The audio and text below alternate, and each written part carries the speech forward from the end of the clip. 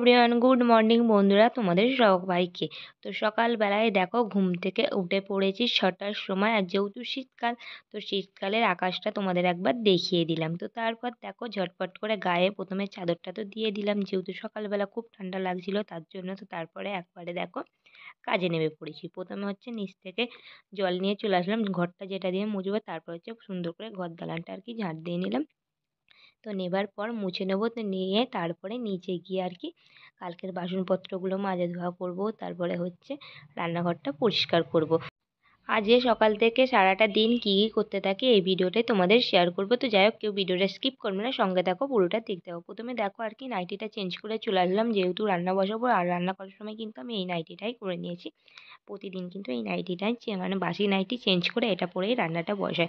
তো তারপর দেখো চলে আসলাম হচ্ছে রান্না বসাতে। প্রথমে হচ্ছে হাঁড়িতে আর হচ্ছে কড়াতে ছাইটা মাখিয়ে নিলাম, যেহেতু আমাদের কাঠেতেই রান্না হয় তার জন্য।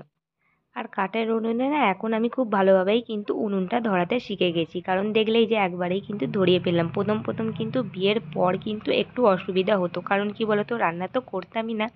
তারপরে হচ্ছে গিয়ে কাঠের উনুনে রান্না একদমই পারতাম না, যেহেতু তারপরে কিন্তু সময়ের সঙ্গে সঙ্গে কিন্তু আস্তে আস্তে করতে করতে কিন্তু সবই শিখে গেছি এখন।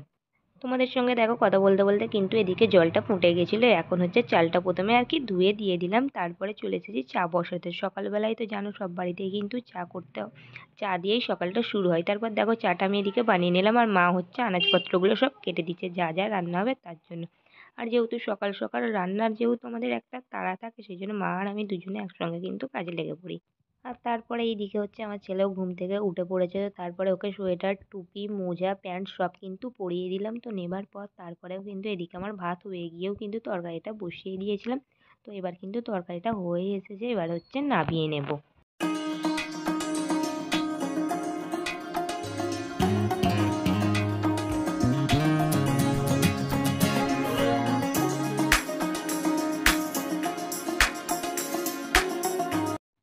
ভাত আর হচ্ছে তরকারিটা হয়ে গেছে, এবারে খালি ঝোলটা করে নেবো। আর আজকে ঝোলটা হবে হচ্ছে ডিম দিয়ে আর হচ্ছে লাউ দিয়ে।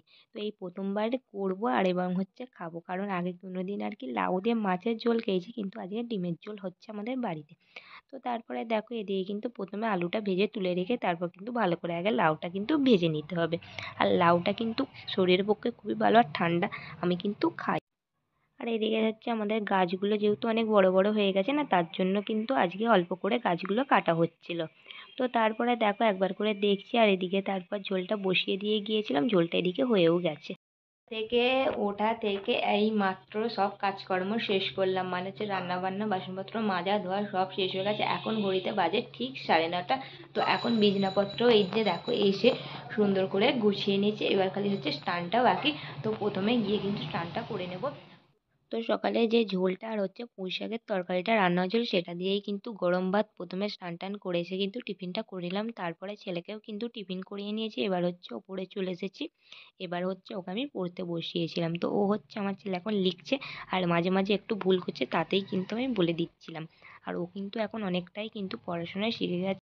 খাওয়া করে এখন মানে গুছিয়ে উঠে ছেলেকে ঘুম টুম পাড়িয়ে নিয়ে এখন বাজে যাচ্ছে 2:50। তো এখনই ওপরে এসেছি ছাদে, সেই কোন সকালে জামা কাপড়গুলো দিয়ে গিয়েছিলাম, তো সেগুলো হচ্ছে শুকিয়ে গেছে, তার জন্য প্রথমে সেগুলো তুলে নেব। আর এদিকে দেখো আমাদের ঘরে গাছের ডালপালাগুলো কেটে দিতে কিন্তু আমাদের ঘরটা ফাঁকা হয়ে গিয়ে আর কিন্তু খুব ভালো কিন্তু একটা রোদ আসছে পুরো উঠোনটাতে। সারা শীতের পক্ষে কিন্তু এটা খুবই ভালো। আর এদিকে মা দেখেই নিচ্ছিলেন গাছের ডালপালাগুলো পরিষ্কার করছে। দুপুরবেলা 3:30-র সময় করে দেখো দিদি জামাইবাবু একবারখানি এসেছিল, কারণ হচ্ছে যে ডাক্তারের কাছে গিয়েছিল। তো তার জন্য সেখান থেকে যখন বাড়ি যাচ্ছিল, আমাদের বাড়ির সামনে দিয়েই যাচ্ছিল, তো দেখা করলাম একবার। তো তখন তো আমার মাম্মাম ঘুমিয়ে, তারপর সোজা চলে আসলাম রাতের বেলা দেখো রান্নাঘরে। তো আটাটা কিন্তু বিকালেই মেখে রেখে দিয়েছিলাম, আর তার সঙ্গে কিন্তু ডিমের ঝাল হয়েছিল, সেটাও কিন্তু বিকালেই করে রেখে দিয়েছিলাম। এখন হচ্ছে খালি জাস্ট একবার আসলাম, এসে হচ্ছে বেশি আজকে রুটি হবে না, তার জন্যই কিন্তু আমি গ্যাসে করে নিয়েছি। আর বেশি যখন রুটি হয় সবার জন্য, তখন কিন্তু হচ্ছে মা আসে, তো মা তখনই উনুনে কিন্তু করে নেয়। আজকে যেহেতু ভাত ছিল তার জন্য বেশি রুটি কিন্তু করতে হয়নি। তো এই যে দেখো একদিকে কিন্তু ভেজে নিচ্ছি, আর একদিকে হচ্ছে রুটিগুলো সেঁকে নিচ্ছি, তার জন্য কিন্তু তাড়াতাড়ি হয়ে যাবে। আর বেলেও কিন্তু আমি সব একসঙ্গেই নিই যখন।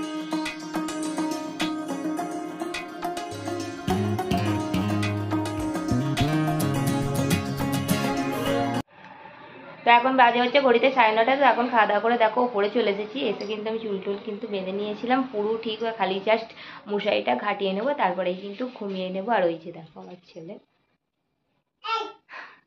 তো যাই হোক বন্ধুরা, আজকের ভিডিওটা এখানেই শেষ করছি। সবাইকে জানাই গুড নাইট।